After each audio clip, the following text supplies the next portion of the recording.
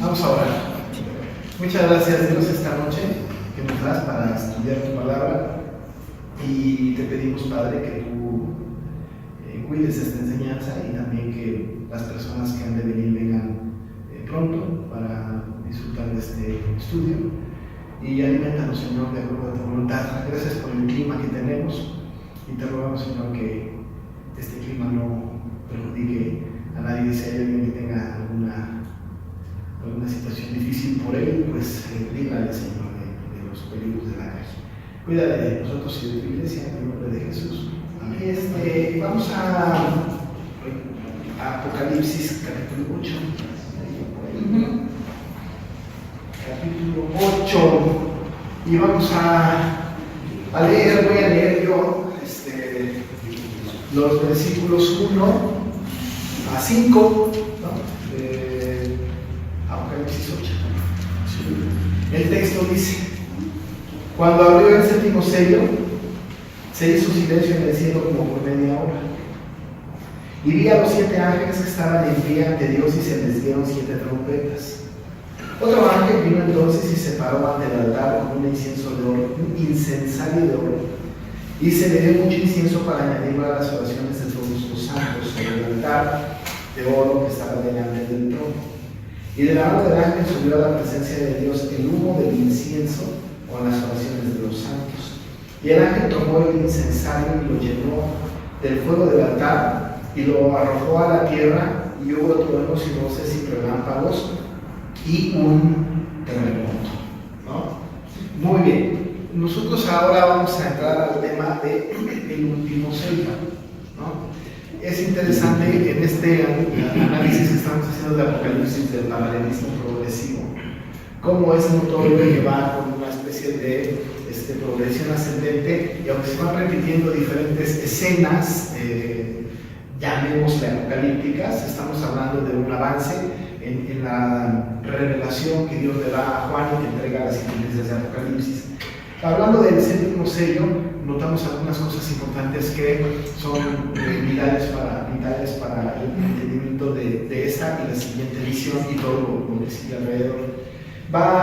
Nosotros estábamos revisando el tema de la apertura de los 7 sellos y ahorita revisamos muy rápidamente cada uno de los sellos, o por lo menos en los grupos de los sellos, para recordarlos y no olvidarlos. Pero algo notorio es que el séptimo sello que se abre va a dar o va a abrir como consecuencia otras 7 cosas que son las trompetas. Es decir, el séptimo sello va a contener dentro del sello las 7 trompetas, ¿no? No se pudiesen entender las trompetas sin el octavo, sin el séptimo sello, ¿no? Es como si al principio de Apocalipsis, cuando le he dicho, quiero saber algo de las trompetas, sí, espérame, pero primero ábrete los sellos, porque no sabrás nada de las trompetas hasta que no abras el séptimo sello.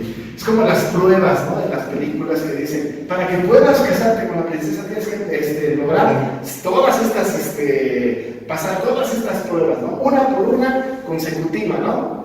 Es como en la escuela. Me acuerdo cuando iba a la escuela, matemáticas era seriada y no podías cursar matemáticas 3 si no habías aprobado matemáticas 2, ¿no? Es decir, esto tiene una intención más o menos así de seriación. No pudiésemos entender ni estudiar aisladamente el mensaje de las 7 trompetas si no estudiamos el mensaje de los 7 sellos. No pudiésemos entender el mensaje de los 7 sellos sin antes estudiar la imagen y la visión de los capítulos 4 y 5, de que está sentado en el trono y en el cordero, y que el que está sentado en el trono tiene un libro que nadie puede abrir ni mirar, y que lo único que puede desatar esos sellos es el cordero, ¿no? Ese es el análisis progresivo. Sí, ¿no? Ya ve cómo vamos ¿no? En progresión, pero cada visión, ¿no?, va añadiendo información, ¿no? Ahorita vamos a empezar con un tema no es tan alegre como el que vimos la semana pasada, no tan bueno, ¿no? Pero el otro que es una progresión catastrófica, ¿no?, de la visión que tiene Juan. Así es que no se pueden entender las 7 trompetas sin los 7 sellos, y los 7 sellos no se pueden entender sin la visión de la adoración de los que están en el cielo, porque entonces, ¿de dónde salieron los sellos? Y los sellos salen justo de el que está sentado en el trono y el Cordero abriéndolos. No se puede entender la visión de el capítulo 4 y el capítulo 5 sin el mensaje que el Señor le escribe iglesia por iglesia a las 7 iglesias que están en Asia. Es decir, va como concatenado, va unido, y necesitamos ir pues en este orden necesariamente.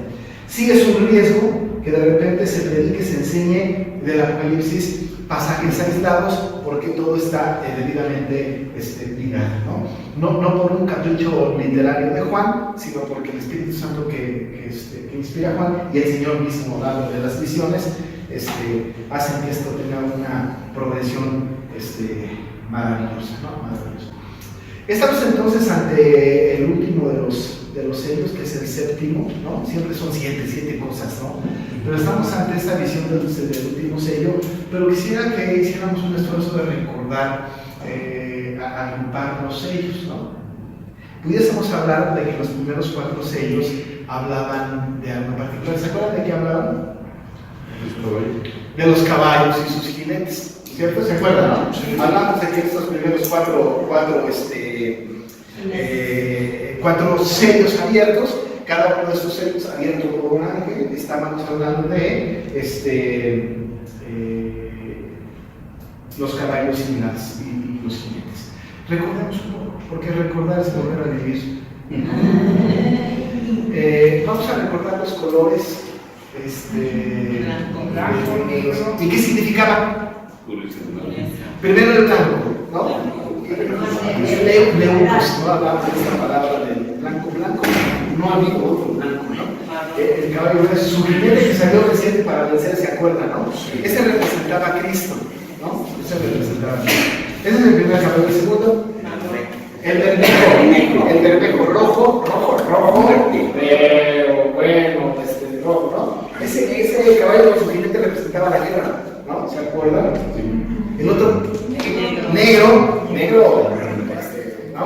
Ese representaba la hambruna.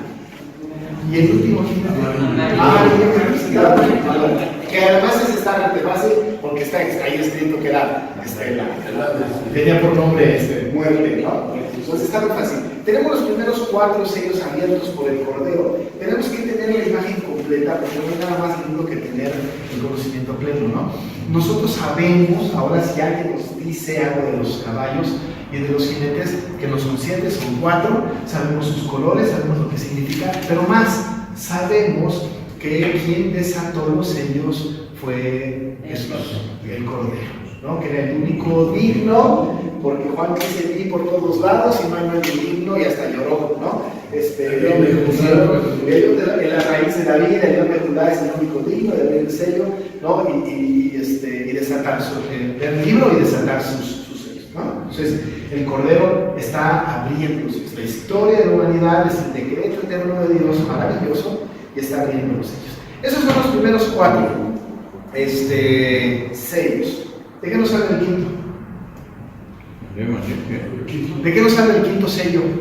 De los que pedían. De las almas que pedían. ¿Cuándo vengarás nuestra sangre? Le decían al Señor, ¿se acuerdan, no? Estamos hablando después de él, exacto, ¿no? Estamos hablando de el quinto sello, ¿no? Muy bien, excelente, ¿no? Y el sexto habla de los no redimidos. Y que además estos tienen una sentencia terrible, tanto que ellos preferían que los montes les cayeran encima antes de que la ira de Dios los consumiera. Ese era el clamor de los mártires. Sí, ¿no? Bueno, sí, no porque son malvados, ¿no? Eso es el pueblo no redimido, ¿no? Dice, por ejemplo, el 6:16, decían a los montes y a las peñas: caed sobre nosotros y escondernos, ¿no?, del rostro de aquel que está sentado sobre el trono y de la ira del Cordero, porque el gran día de su ira ha llegado. ¿Y quién podrá sostenerse en pie? Imagínense nada más, nos imaginamos ese día, qué terrible, ¿no? Prefieren ser aplastados por los montes, ¿no? Por las calamidades, que por la ira del Cordero, ¿no? La ira del Cordero, ¿no? Dice: ¿quién podrá sostenerse en pie? Termina estos clamando al Señor, ¿no? Muy bien. Luego del sexto sello, perdón, que estamos hablando de estos creyentes, ¿no? De esos no creyentes, perdón, después de este sexto sello tuvimos un interludio. ¿Entiendes? Interludio como entre el sexto y el séptimo sello tuvimos el capítulo 7, ¿no? El capítulo 7, que es el interludio, que es un paréntesis, no caprichoso, no necesario, que sí tiene que ver con todo lo demás, pero un paréntesis muy interesante antes de entrar al capítulo 8, que es el séptimo sello. ¿Se acuerdan que habló de este interludio? Era para enseñar a todos los redimidos, ¿no? Hablo entonces primero de los estos 144,000, ¿no? ¿Se acuerdan que habló de las tribus que nos narró, ¿no? De cada uno de los hijos de Jacob, nos dijo, ¿no? 12,000 sellados de cada 12,000. Ya hablábamos de este tema. Estos teníamos dos conflictos, uno la cantidad que significa y la otra que es esto de ser sellados. Lo aclaramos.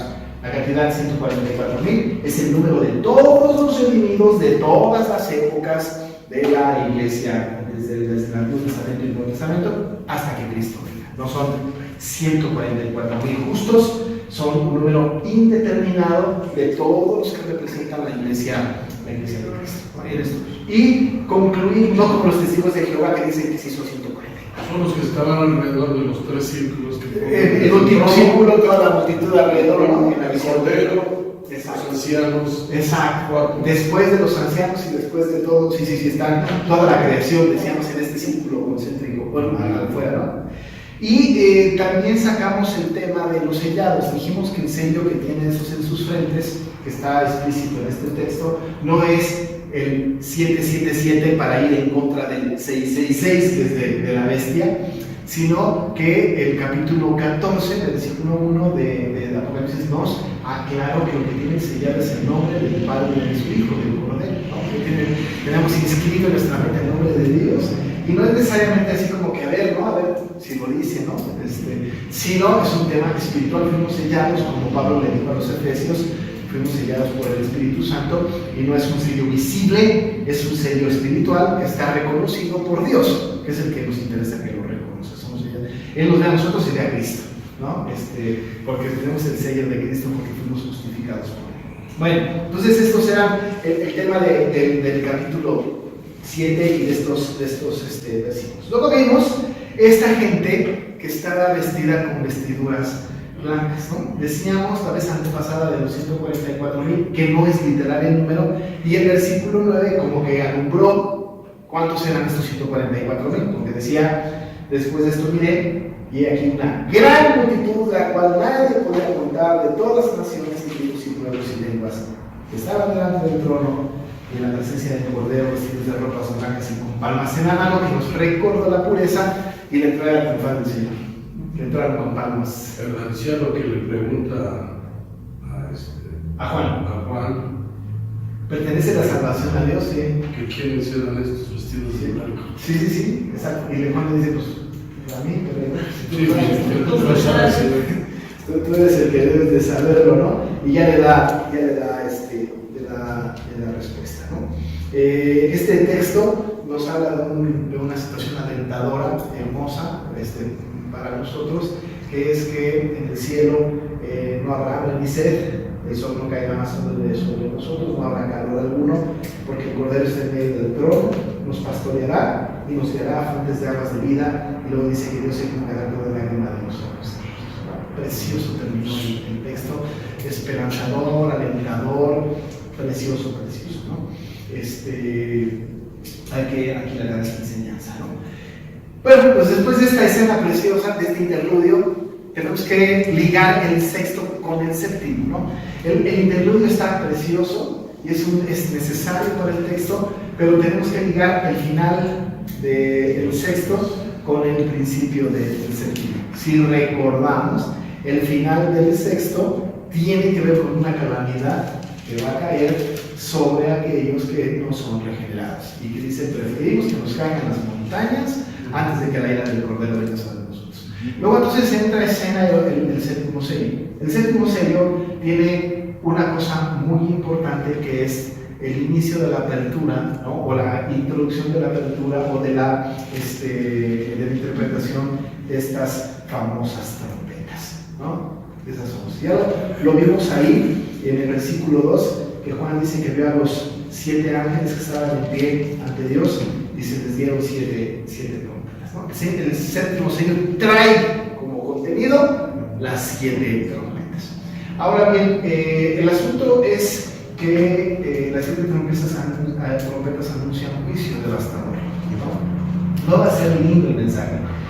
Las trompetas van a estar contenidas en el capítulo 8, el capítulo 9 y la última, como pasó con los sellos, después de un interludio del capítulo 10, va a llegar hasta el capítulo 11, verso 15. O sea, hasta el capítulo 11, verso 15, vamos a volver a la séptima trompeta, ¿no? En el 11, 15 dice, por ejemplo, el séptimo ángel tocó la trompeta, el séptimo, ¿no? Entonces, hasta ahí vamos a ver la séptima trompeta, ¿no? En el entretanto, vamos a tener que revisar las trompetas del capítulo 8. No es muy difícil en el sentido de que se repiten mucho las ideas de manera paralela, ¿no? Es decir, como que va añadiendo información una trompeta a la otra, se va añadiendo información. Solo para que nos demos una idea de cuán devastador es el mensaje de la visión de las trompetas, que luego analizaremos el tema de qué trompetas, qué significaba el tema del sonido de la trompeta, sus efectos militares, de arengas, de batalla, en fin, ¿no? Pero para que nos demos cuenta del asunto, noten ustedes cómo se repiten las cosas. En el versículo 7 habla del primer ángel que toca una trompeta y al tocar la trompeta dice algo devastador. Hubo granizo y fuego mezclados con sangre que fueron lanzados sobre la tierra y la tercera parte de los árboles se quemó y se quemó toda la hierba verde. Ah, qué lindo mensaje. ¡Guau! Devastador. Devastador. Luego viene el segundo ángel que no compone al primero. El segundo ángel tocó la trompeta y como una gran montaña ardiendo en fuego fue precipitada en el mar y la tercera parte del mar se convirtió en sangre. Ok, no solamente la tierra, ahora hasta el mar está afectado. En la tercera trompeta nos diera un aliento, pero no. 9. Y murió la tercera, no, 10. El tercer ángel tocó la trompeta y cayó del cielo una gran estrella ardiendo como una antorcha y cayó sobre la tercera parte de los ríos y sobre las fuentes de las aguas. Y el nombre de la estrella era Ajenjo, y la tercera parte de las aguas se convirtió en ajenjos. Y muchos hombres murieron a causa de esas aguas porque se hicieron amargas. Ya no la tierra, ya no solo el mar, ahora ya hasta los hombres en el tocar de la tercera trompeta. Y esto pareciera como que va del palo peor, porque la cuarta, ¿no? En el 12 dice que el cuarto ángel tocó la trompeta y fue herida la tercera parte del sol. Siempre es la tercera parte, ¿no? Y la tercera parte de la luna y la tercera parte de las estrellas, para que se oscureciese la tercera parte de ellos y no hubiese luz en la tercera parte del día y asimismo de la noche. Qué devastadora visión, ¿no? Nos acaba de decir en el capítulo número 7 esta hermosa imagen, ¿no? Hermosa imagen de los que van a pasar la gran tribulación y han lavado sus ropas y las han emblanquecido con la sangre de Cristo. Nos ha dicho que nosotros no tendremos ningún problema, no habrá dolor ni llanto, no habrá nada de estas cosas. Y además que el Señor enjugará toda lágrima de nosotros. Este asunto era absolutamente necesario porque es como si Dios dijera, el Señor me hubiera dicho, les doy consuelo porque luego lo que les voy a decir está como para llorar, ¿no? Porque la que sigue, la visión que sigue es verdaderamente devastadora. Entonces es mucho mejor que ustedes sepan, ustedes la van a librar. Ahora bien, no significa, como dijimos la vez pasada, y eso hay que tener mucho cuidado para los asuntos dispensacionalistas, no significa que nosotros seremos llevados al cielo y que todo lo que sucede con las trompetas sucederá cuando nosotros estemos en el cielo y alguna parte del pueblo aquí. No, porque la corriente dispensacional dice lo que dijimos la semana pasada, que el Señor viene por sus santos y se los lleva al cielo y después vienen todas estas calamidades y que nosotros no vamos a experimentar estas calamidades. La respuesta es no. Estas calamidades son parte de la gran tribulación que experimentarán los hijos de Dios que sean contemporáneos a cada evento. Nosotros, por ejemplo, hemos visto catástrofes naturales, hemos visto cosas muy feas que a lo mejor decimos, los antepasados no vivieron lo que hemos vivido. Pero quiero decirles que nosotros no vivimos lo que los antepasados vivieron. A nosotros no nos cayó un diluvio, ¿no? O sea, la tierra no se ha exterminado por causa del agua. Es más, hay una promesa del Señor que no sucederá más. Y cada que vemos el arco iris, ¿no? Alabamos al Señor. Gracias, Señor, porque no acabarás el mundo con agua, ¿no? No hemos tenido esto. No se ha conocido de un pueblo completo que haya sido tragado por la tierra, ¿no? Como en la época del pueblo judío, ¿no? La familia de Coré. No tenemos este tipo, no hemos tenido este tipo de situaciones terribles, devastadoras. No hemos tenido peste bubónica en nuestro tiempo. No ha habido cosas semejantes. En realidad, nuestra época no es una época de una tribulación tremenda que pudiéramos decir nosotros que somos los que estamos viviendo la peor de las crisis o de las tribulaciones. En realidad no. Pero ¿qué es lo que sucede? Que sí va en ascenso, que sí va ascendiendo, que sí va creciendo. Y antes había grandes calamidades y ahora nosotros tenemos también grandes calamidades. No podemos decir que los famosos tsunamis que han aparecido en el Oriente no son parte de este asunto de la tribulación que menciona el Señor. No podemos decir nosotros que las granizadas que cayeron el año pasado y que posiblemente caigan ahora de granizos como del tamaño de un tabique no sea parte de esta tribulación que se está viviendo. Es decir, ciertamente las estamos viviendo. Ahora estamos más preparados para devastaciones, pero no significa que no estemos padeciendo. El asunto es que entonces va creciendo. Nosotros estamos dentro de esta historia y el mundo culminará con todos, incluyéndonos a nosotros en esta historia. No es que el Señor llevará a sus santos para protegerlos y a ver ustedes, los que se queden van a vivir esta tribulación terrible en donde caerá fuego del cielo y las montañas se irán al mar y la teñirán de sangre. No, esto se vivirá en nuestros tiempos. Okay. También, perdón. Y nos aclara aquí de que somos los que salimos de la gran tribulación, ¿no? Bueno, estamos en la gran tribulación y saldremos victoriosos, ¿no? Esa es la palabra alentadora, ¿no? Del Señor. Dice un comentarista, cada uno de nosotros tiene una tribulación específica, ¿no? Y vivimos cada uno de nosotros una gran tribulación. Pero la gran tribulación no habla de las cosas personales, sino de las cosas nacionales y mundiales, ¿no? Es decir, alguien dice, yo vivo mi peor tribulación porque se murió mi ser querido. Bueno, en realidad no. Eso no es gran tribulación. Esa es una pena, qué lástima, qué tristeza, bueno, para otro día vamos, porque estoy seguro que a quien se le murió alguien en 3 meses está feliz de la vida. Si no feliz, por lo menos pasó, sin problemas. La gran tribulación es devastadora a niveles de la tierra, del mundo, ¿no? Que afectará a los elegidos y los elegidos serán librados por la promesa de que el Señor los recogerá para siempre. ¿Qué pasaría? Dice Francisco La Cueva en un libro, ¿no? de esta naturaleza. ¿Qué pasa si nosotros pasamos esto y morimos en medio de esto? ¿No? Porque seguramente moriríamos, ¿no? Si pasa un fenómeno de la naturaleza de estas, pues seguramente moriríamos, ¿no? Bueno, pues para nosotros sería algo maravilloso, ¿no? Es decir, morimos, pero igual el destino, las cosas eternas, las cosas que están más allá de la vida, es lo que nos narra el capítulo 7 al final de Apocalipsis, ¿no? Sobre esto hay que asirnos, ¿no? Así que la visión del capítulo 8 no debe de espantarnos como si fuera algo que tuviera un tema de mucho miedo, ¿no? Muy bien, así que entonces bajo este principio de las trompetas, vamos a ver la introducción de este séptimo sello, porque es el séptimo sello que se abre, ¿no? Dice Juan que en su visión, cuando abrió el séptimo sello, se hizo, ¿no? Silencio. Acuérdense que el Señor es el que abre el sello, ¿no? Se hizo silencio en el cielo como media hora, como por media hora. Otra vez volvemos al tema de los números, de los tiempos, ¿no? Sin afán de relativizar a los tiempos, pero también teniendo una interpretación correcta, de acuerdo a la interpretación de Apocalipsis. No hemos tratado ningún número de manera literal, hasta ahorita no. El 7 pues son 7, pero significa algo desde el punto de vista simbólico, y los 144.000, y el 3 y el 4 y el 10 y el 12.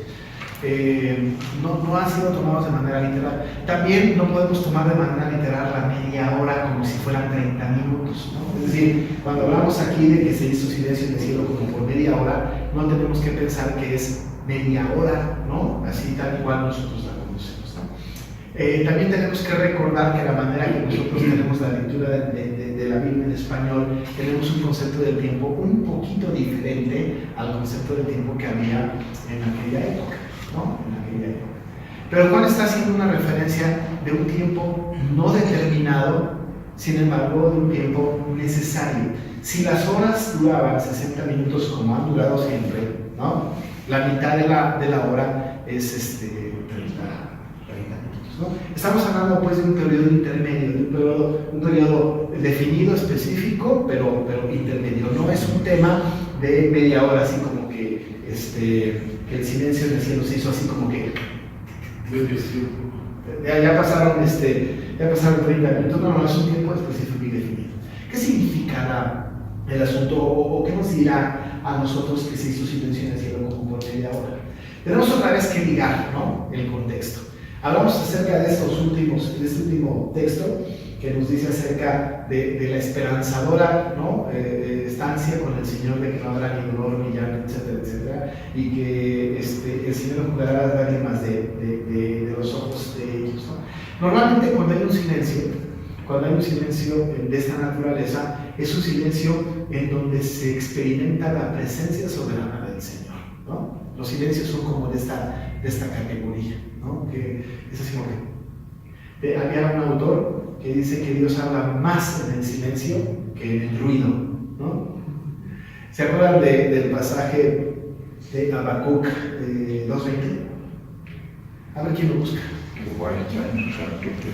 Sí, Jehová está diciendo, calle delante de él toda la tierra. El silencio es absolutamente necesario, ¿no? Absolutamente, ¿no?, es necesario. Ahora estoy acordando de un salmo. Callaré de amor. Sofonías. Callaré de amor, ¿no? Es silencio.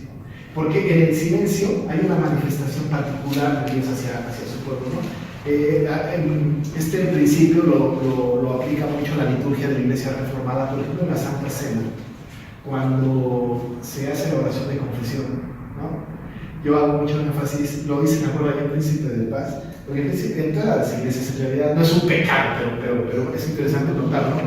Cuando se hace la oración hay un pianista que está tocando algo muy lindo, ¿no? Porque además los pianistas tocan muy bonito, los tocan así algo muy lindo y la gente está como orando, ¿no? Y la música de fondo.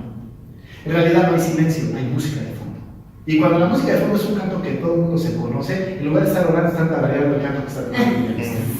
O sea, no hay concentración, pues está uno cantando en silencio lo que está tocando el pianista, ¿no? Es decir, como que no contribuye a la oración. Y entonces me acuerdo que alguna vez, con el organista de allá, les dije en la Santa Cena, vamos a orar en confesión, solo cada uno de nosotros y Dios. Y voy a pedir que no haya fondo musical, que estemos en absoluto, en completo silencio. La primera vez que lo hice, imaginen la iglesia llena, pletórica, y de repente la oración de confesión fueron 2 o 3 minutos de silencio sepulcral. Ni una nota del órgano, que además el órgano es así monumental, ¿no? Ni una nota tocada. Y el testimonio de varios de los hermanos eran que se sentía, ¿no?, experimentaron una presencia soberana de Dios. Es decir, este silencio que rompe, ¿no?, el corazón de la gente, fue abrazador, ¿no? Fue un silencio escandaloso.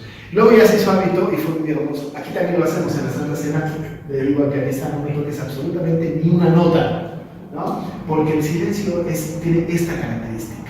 Bíblicamente hablando, tiene que ver con experimentar la presencia soberana de Dios que está en control, ¿no? Entonces dice Juan que el Cordero abre el séptimo sello y se hace un silencio en el cielo, o imagínense en el cielo en todos lados, ¿no? O sea, un silencio que respeta la soberana majestuosidad del Señor, ¿no?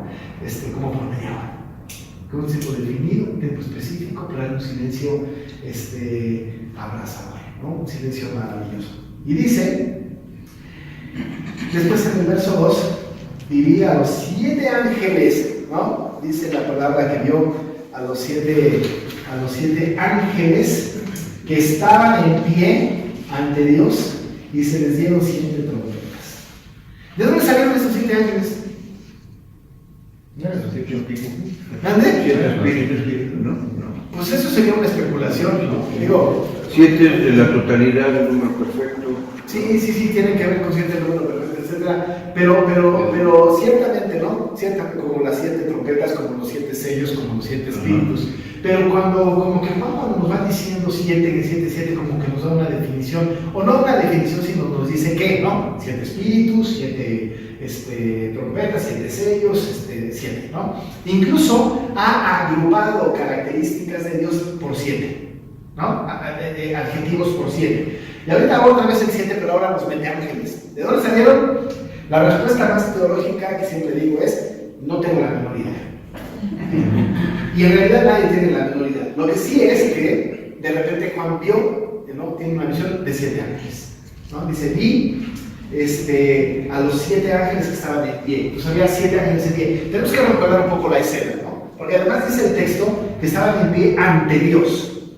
Y entonces cuando estudias el texto, cuando estudiamos el texto, nosotros que ya somos ávidos lectores de Apocalipsis y que conocemos los primeros capítulos del libro, decimos, momento, yo me sé la visión, y no es cierto que había 7 ángeles en el trono, delante de Dios.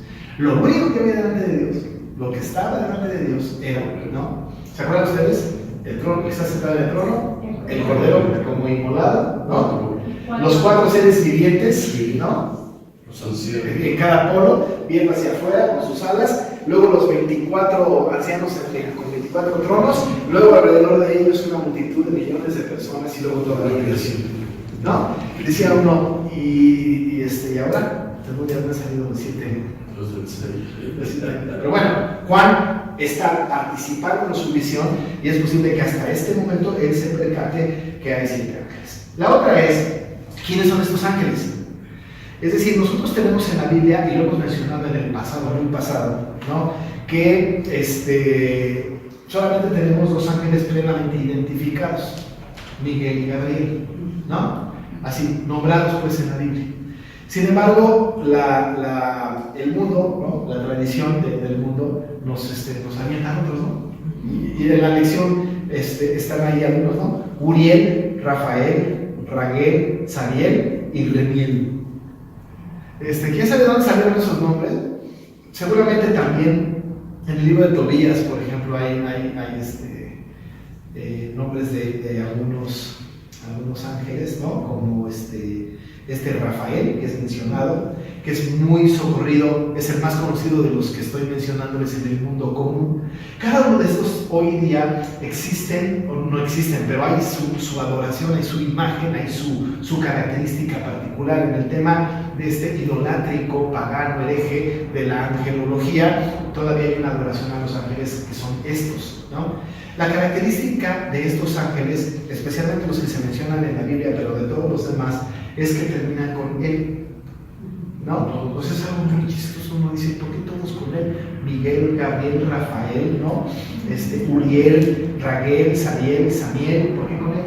Pero es muy interesante, porque el nombre él, el sufijo, ¿no? Él tiene que ver con Dios. Es Dios, ¿no? Bueno, no es Dios, pero tiene que ver con seguidor de Dios, custodio de Dios, qué sé yo, cualquier cosa que tenga que ver con Dios, ¿no? ¿Y de dónde salió esto? Del nombre del Señor que está en el Antiguo Testamento desde el principio, que es el Elohim. ¿Ustedes se acuerdan de Elohim? El Elohim, Él es Dios, el Dios del ejército, ¿no? El Dios soberano. Entonces, cuando hay un nombre de una persona que su nombre termina con él o empieza con él, hay una referencia directa a Dios. Eliezer, Eleazar, Miguel, Gabriel, ¿no? Samuel, ¿no? Esos son nombres que tienen algo que ver con Dios. Su etimología de los nombres con él, al principio o al final, es muy interesante.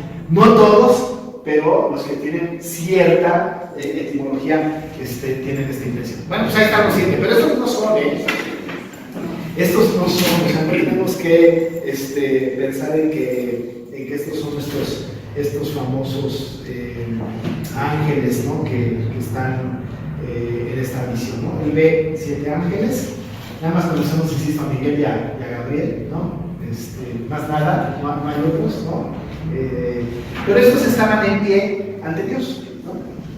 La primera vez que Juan nos lo menciona, y a estos, a cada uno, se les da, ¿no? 7 trompetas.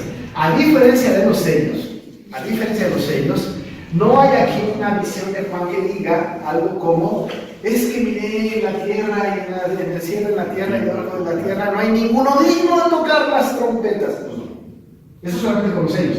Pero se explica porque la trompeta es lo que fue abierto en el séptimo sello, ¿no? Es decir, es el contenido del séptimo sello, lo cual hace de los sellos una visión más relevante.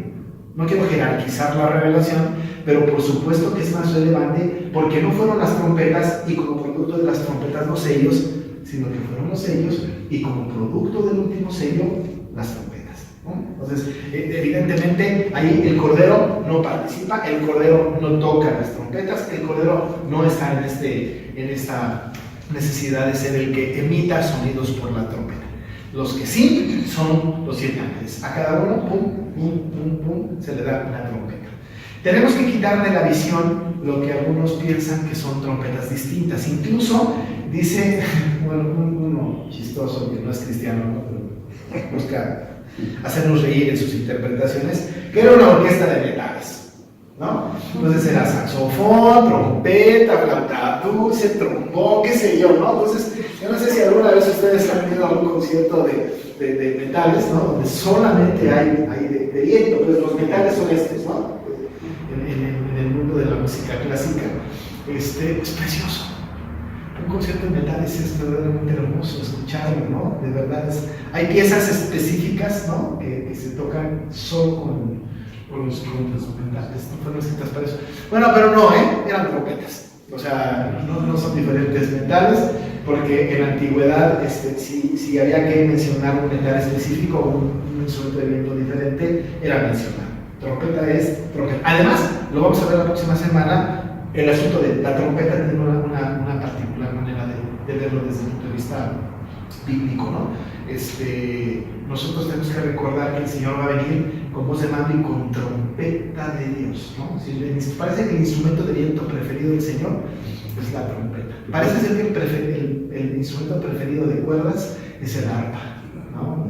Y a lo mejor el de percusión el tamborín, ¿no? Me parece que como que hay sonidos muy específicos, ¿no? Cuando los reyes ganaban las batallas, había un sonido de trompeta que anunciaba ganamos, ¿no? También había un sentido de retirada, ¿no? Un tono específico con la trompeta. Bueno, la trompeta hablaba, ¿no? De alguna manera daba una señal. Con las órdenes de las bandas de guerra. Sí, ya eso más actual, ¿no? Pero bíblicamente hablando anunciaban, sobre todo lo que dice mi hermano Carlos, ¿no? Lo que iba a venir. Otra era quizá retirada o cosas extrañas. Lo veremos con calma la próxima semana. Estos 7 están ahí, en pie ante Dios, y se le dan 7 trompetas, ¿no? Y entonces dice, otro ángel vino entonces y se paró ante el altar con un incensario de oro, y se le dio mucho incienso para añadirlo a las oraciones de todos los santos sobre el altar de oro que estaba delante del trono. Otra cosa nueva, ¿no? Insisto que nosotros ya lectores avesados del Apocalipsis, de los primeros capítulos, no nos pueden vacilar. Ese altar no está, ¿no? O sea, no está. Los 7 ángeles no estaban. El altar no estaba. Juan está añadiendo, noten la progresión, cómo se va añadiendo información, ¿no? Conforme va pasando la narración de Apocalipsis. Poco a poco se va completando el cuadro, ¿no? de la visión. Ya vamos a ver mucho más adelante cómo hay más cosas alrededor, pero ahorita se añaden los 7 y además se añade un altar que está delante del trono. Un altar que está delante del trono, ¿no? Dice el 3, entonces otro ángel vino entonces y se paró ante el altar. Esto creo que ahora está aquí, ¿no? Este altar es el altar del incienso. No dice la Biblia, pero dice que con un incensario, ¿no? De oro. Y se le dio mucho incienso para añadir a las oraciones de todos los santos sobre el altar de oro que estaba dentro del trono. Este es el altar del incienso. Hay una imagen en el Antiguo Testamento de esto, ¿cierto? En el tabernáculo, ¿no? Esa es la referencia más antigua que tenemos del altar del incienso. El altar del incienso era no grande, era pequeño. Y repetimos la imagen del tabernáculo porque creo que es importante que nosotros tengamos en la mente grabada la imagen de la constitución del tabernáculo, ¿no? Por ahí tenemos en algunos de los salones el tabernáculo en una litografía, ¿no? En una foto. Pero tenemos que recordar el asunto del tabernáculo, ¿no? El tabernáculo fue mandado por Dios para que fuera adorado. Lo más importante del tabernáculo era lo que iba a estar en el centro del tabernáculo y no tanto alrededor, aunque alrededor, todo lo de alrededor tenía un sentido específico, concreto, que llevaba hasta el punto culminante de la construcción del Arca del Pacto. Debemos de recordar que la tienda o el tabernáculo, que eso significa, ¿no? Fue construido por orden de Dios para que iluminara en el desierto. Los meraritas, cuatitas y gersonitas se encargaban del asunto de trasladar, de poner, de montar, de desmontar y de hacer una serie de tareas que tienen que ver con el tabernáculo. Pero el tabernáculo era una tienda, ¿no? Que estaba, se ponía en el desierto cuando acampaban, y cuando uno entraba al tabernáculo encontraba, ¿no? De entrada, luego a mano derecha, el altar del holocausto. El altar del holocausto era donde se sacrificaban los animales para la expiación del pueblo. Sacrificar era un altar que incluso había palas y se quemaban ahí los animales para ser sacrificados. Como siempre, tenía un sentido no redondo, sino era rectangular, con 4 cuernos, uno en cada esquina, ¿no? Era muy interesante el asunto de los cuernos y no entraremos en detalle de la interpretación de esto. Pero después, más adelante, caminando hacia el centro del tabernáculo, a mano izquierda se encontraba la fuente de bronce, que era una fuente que tenía como dos piletas, ¿no? Una arriba y una abajo. No era agua bendita ni mucho menos, pero era agua contenida en la fuente de bronce. Y el sacerdote, imagínense ustedes que estaba echando, ¿no? Las cenizas de los animales, pues terminaba todo lleno de, ¿no? Pero resulta que tiene que entrar al lugar santísimo para la expiación, por lo menos al santo, pues tenía que lavarse. Pero no se podía lavar de cualquier manera, llegaba a la pileta y la parte de arriba servía para que sus manos fueran lavadas. Él metía sus manos en el agua, no como los doctores, no serios, sino solamente metía sus manos en el agua y quedaban limpias sus manos. Y como traían, eran con calzado de chanclas, ¿no? Guaraches, chanclas, ¿no? Entonces, en la parte del altar de bronce de abajo servía para que limpiaran la ceniza de sus pies, ¿no? Y quizá un poco la ceniza de sus piernas. No podían entrar al lugar santo si no venían limpios, ¿no? Era obvio. El altar, pues, de bronce servía para limpiar las impurezas del sacerdote que iba a hacer la expiación. Una vez entrando al lugar santo, se encontraba con 3 elementos muy importantes. Entrando a mano izquierda estaba el candelero de 7 picos que estaba prendido todo el tiempo, ¿no? ¿Se acuerdan de este candelero precioso con estas figuras de manzanas?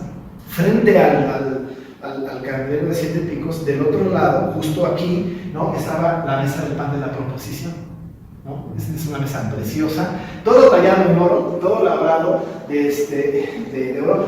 El candelero de una sola pieza de madera, ¿no? Cubierta en oro, la madera era de acacia, como todas las cosas que tenían que ser. Bueno, no, este candelero era solo de oro y lo demás era de madera.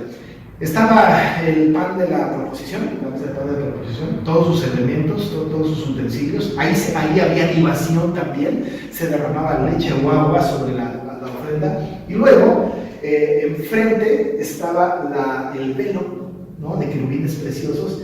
Y no es porque hayan matado querubines y hayan hecho de sus telas, sino había imágenes de querubines preciosos, ¿no? Y enfrentito, antes de entrar al lugar santísimo, así al lado izquierdo, viendo de frente el sacerdote, estaba el altar del incienso. Un altar maravilloso, pequeñito, ¿no? Que tenía 4 cuernos otra vez en cada una de las esquinas, sus aros donde se metían las varas para ser trasladado como el arca del pacto, y estaba el altar del incienso y desde luego el incensario, ¿no?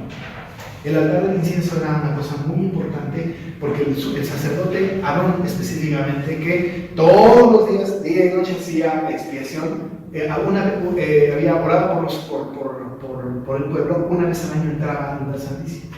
Él o alguien de su descendencia, una vez al año. Había orden, ¿no?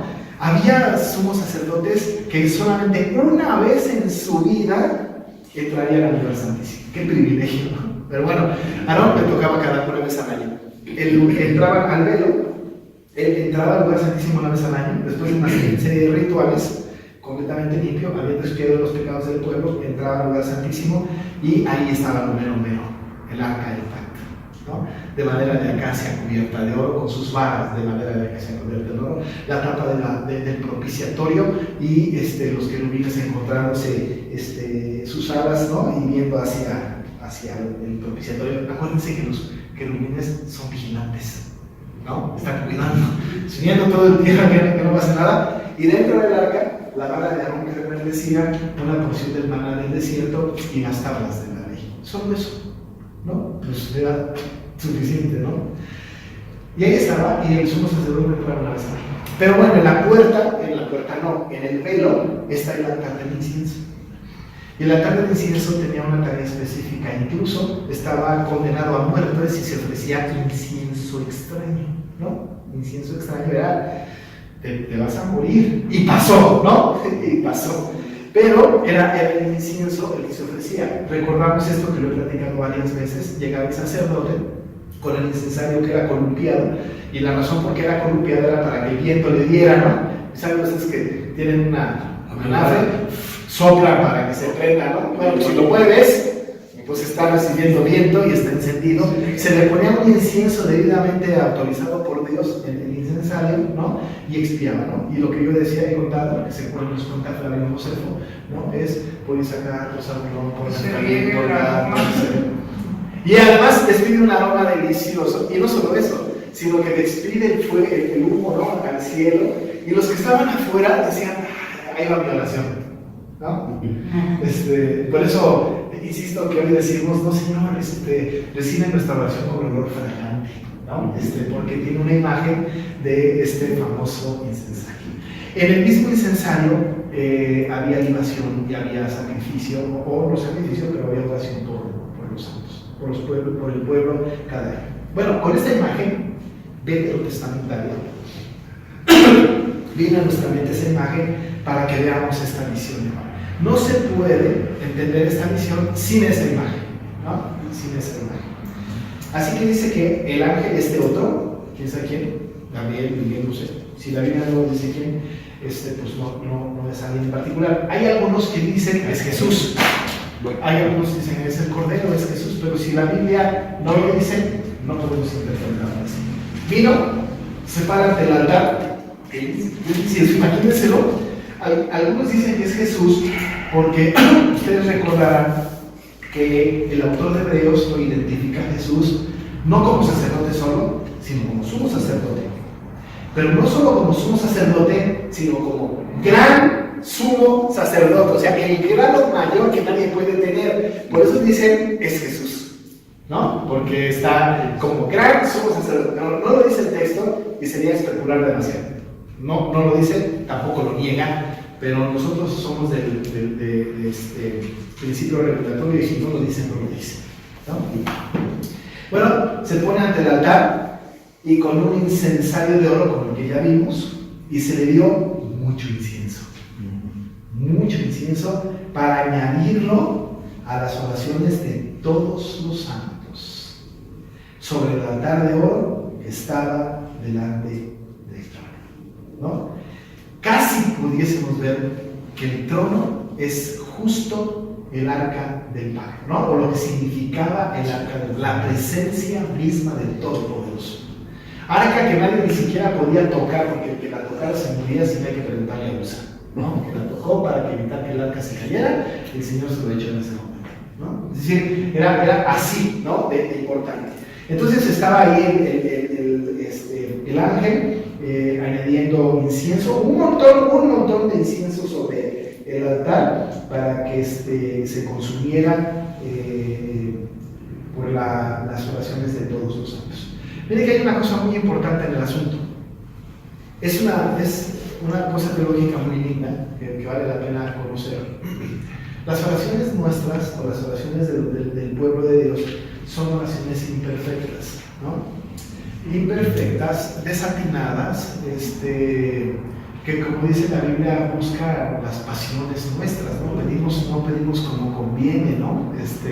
Nuestras peticiones, nuestras gratitudes son imperfectas. Cualquiera de nosotros que entiende el tema de la oración entiende que su oración es imperfecta, ¿no? Cualquiera, hasta la más piadosa, ¿no? Es imperfecta. No hay oraciones perfectas, las que son perfectas son las que están en la Biblia, y aún así los que escriben la Biblia consideran su oración no perfecta, ¿no? No perfecta. La única oración perfecta que hay en la Biblia es cuando el Señor ora en el capítulo 17 de Juan, y cada que Jesús ora, por supuesto, pero específicamente la oración intercesora de Jesús por nosotros en el 17 de Juan, ¿no? Esa es una oración perfecta. La oración de Jesús en el Getsemaní es una oración perfecta. Cuando Jesús oró, esas fueron oraciones perfectas. Fuera de él, todas las oraciones son imperfectas. Pero la oración imperfecta, si llegara directamente a la presencia de Dios, no sería agradable delante de Dios porque es imperfecta. Y dice la Biblia que delante de Dios no puede haber nada imperfecto. Entonces, ¿qué se necesitaba para que la oración llegara a la presencia de Dios? Necesitaba llegar con un olor fragante. Y la intención del incienso era que la oración de los santos llegaran matizadas, ¿no? No cambiadas, pero aromatizadas, por decirlo de alguna manera, con el incienso que Dios había autorizado para que la oración llegara con olor fragante delante de su presencia, ¿no? Es decir, un poquito limpiar, purificar la oración para que el Señor la recibiera. No debemos de pensar que el ángel es mediador. El único mediador, dice la Biblia, es Jesús, ¿no? Porque hay un solo Dios y un solo mediador entre Dios y los hombres. Este es Jesucristo, hombre, ¿no? Él es el único mediador. Él intercede por nosotros delante del trono de Dios.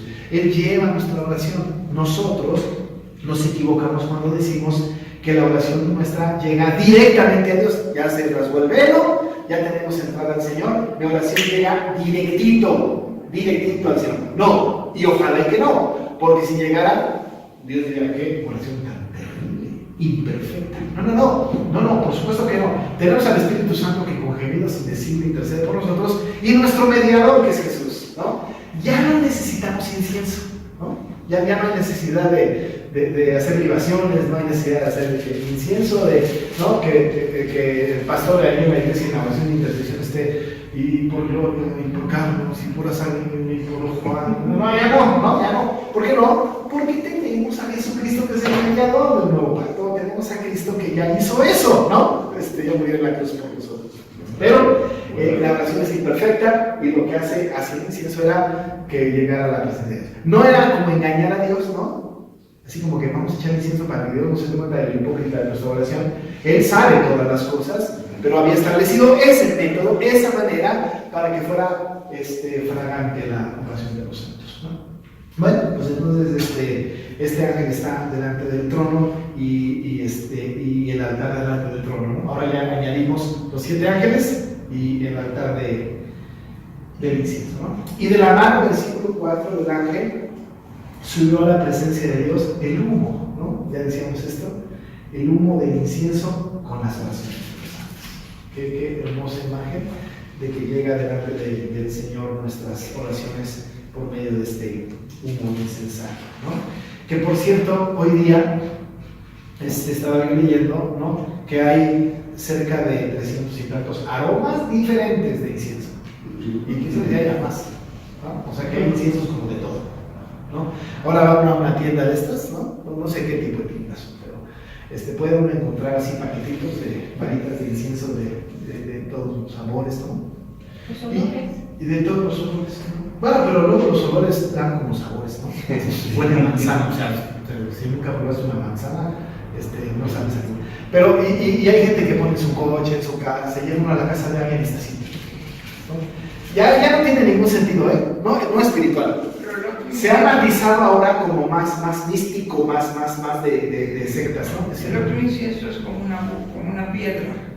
Hay algunos inciensos así. Ese es el que no huele a incienso, no huele a manzana ni a ninguna aroma de esos raros. incienso que hasta marea. Sí, que hasta marea. Pero si usamos incienso será nada más para darle un olor característico al espacio, pero no tiene ningún sentido espiritual, ¿no? Hoy día ya no tiene. Pensar que el incienso tiene un sentido espiritual es como denigrar o desechar el sacrificio de Cristo y su intercesión. Y la obra del Espíritu Santo. y el Espíritu Santo, por supuesto. ¿Por eso los católicos usan incienso? Por eso los católicos usan incienso, sí. Pero, bueno, los católicos hacen. Y los puentes que echan según para que. Eso sí no sé. Por eso es incienso, eso es una puente que truena en el cielo. No lo sé, hermano. Aquí hay una comparación, pastor, en el Apocalipsis 5:8, donde dice que los 4 seres vivientes y los 24 ancianos se postraron delante del Cordero, y todos tenían arpas y copas de oro llenas de incienso, que son las oraciones de los santos. La misma función, ¿no? Sí. Este incienso que llega a la presencia del Señor, que son las oraciones de los santos, ¿no? Exactamente, ese es un pasaje de referencia, ¿no? Bueno, pues entonces está el ángel ahí, que sube a la presencia de Dios, el humo del incienso con las oraciones de los santos. Y el ángel tomó el incensario, ¿no? El altar, pues, del incienso, y lo llenó del fuego del altar. Y lo arrojó a la que aquí viene la cosa fea, ¿no? Sí. Porque lo arrojó, dice la Biblia, a la tierra, y hubo truenos y voces y relámpagos, ¿no? Y solamente para revisar un poquito, porque lo acabo de ver que lo anoté aquí ya, ¿no? Una referencia de las oraciones de los santos que suben al cielo es el Salmo 141:2. Para que tengan ustedes una referencia de un salmo. Está bien bonito el Salmo 141, pero el versículo 2 del Salmo 141 está muy significativo para este tema, ¿no? Dice David, ¿no? Suba mi oración delante de ti como el incienso, el don de mis manos como la ofrenda del altar. De lo que dice, ¿no? Suba mi oración delante de ti como el incienso, para mostrar esta idea de que el incienso es las oraciones de los santos, ¿no? Bueno, entonces cuando estamos en el 5, para terminarlo, que el ángel toma el incensario, lo llena del fuego del altar, y lo arroja, ¿no?, a la tierra, este ángel, desde luego por orden de Dios, no puede ser distinto, ¿no? Y hubo truenos, voces, relámpagos y un terremoto. Y de ahí se desprenden las calamidades, ¿no? De ahí se desprenden las calamidades. Es muy interesante porque esto implica que los juicios sobre la tierra, las calamidades sobre la tierra, son mandadas por Dios, son enviadas por Él, ¿no?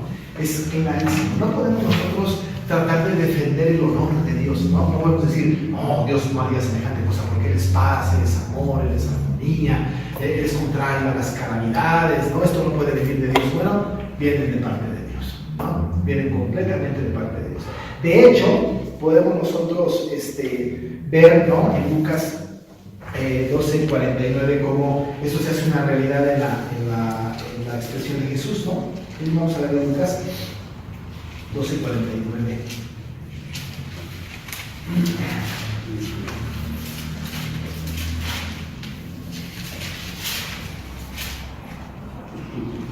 Nada más lo que dice la primera parte del 49, que dice Jesús: fuego vine a echar en la tierra, ¿no? ¿Y qué quiero si ya se ha encendido? O sea, fuego vine a echar en la tierra. Hay una sentencia de parte del Señor, ¿no?, sobre el fuego. Notemos que no hay agua. Es sostenido el Señor, sostiene su palabra de que no va a acabar al mundo con agua, ¿no?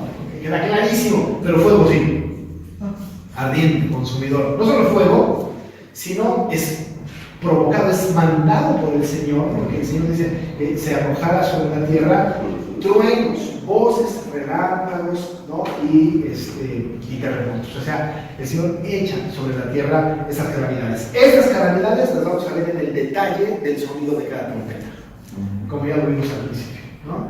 Pero entonces son cosas que el Señor envía sobre la tierra para su justo juicio, ¿no? Para el juicio que el Señor viene para con la tierra. Está disgustado con la tierra del Señor y hace juicio sobre la tierra, y echa todas estas calamidades sobre la tierra, ¿no? Y de ahí, de esta imagen introductoria, en donde se nota la apertura del séptimo del séptimo sello. Dice Juan en el 6, que no vamos a analizar ahora, sino hasta la semana que entra. Después de esta visión de que el Señor permite que se eche fuego del altar, ¿no? Para que provoque todas estas calamidades, entonces se disponen a tocar las trompetas de los ángeles. Uno por uno, ¿no? Uno por uno. La semana que entra empezamos analizando las trompetas, no una por una, sino por bloques, porque ya vimos que las 4 primeras trompetas tienen que ver con las calamidades, y siempre una tercera parte de cada cosa, y vamos a analizar qué es esto de las trompetas, y por qué una tercera parte, y qué pasa en cada una de ellas. Muy bien, a tiempo sonó el teléfono. Ya que acabamos. Así que vamos a terminar orando. Bueno, vamos a orar. Muchas gracias, Padre, por esta palabra tuya que nos da esperanza, nos da seguridad. Sabemos que nuestras oraciones no son perfectas, pero que llegan con olor fragante a tu presencia, y no por el incienso que podamos nosotros elaborar, sino a través de Jesucristo, nuestro mediador, y la intervención del Espíritu Santo. Gracias, Señor, por esto. Hemos entendido, Padre, que tú eres el que está en control incluso de las calamidades, y que nosotros, Señor, a pesar de que pudiéramos pasarlas, tenemos la seguridad de que estando contigo allá en el cielo, todo eso terminará y enjugarás nuestras lágrimas.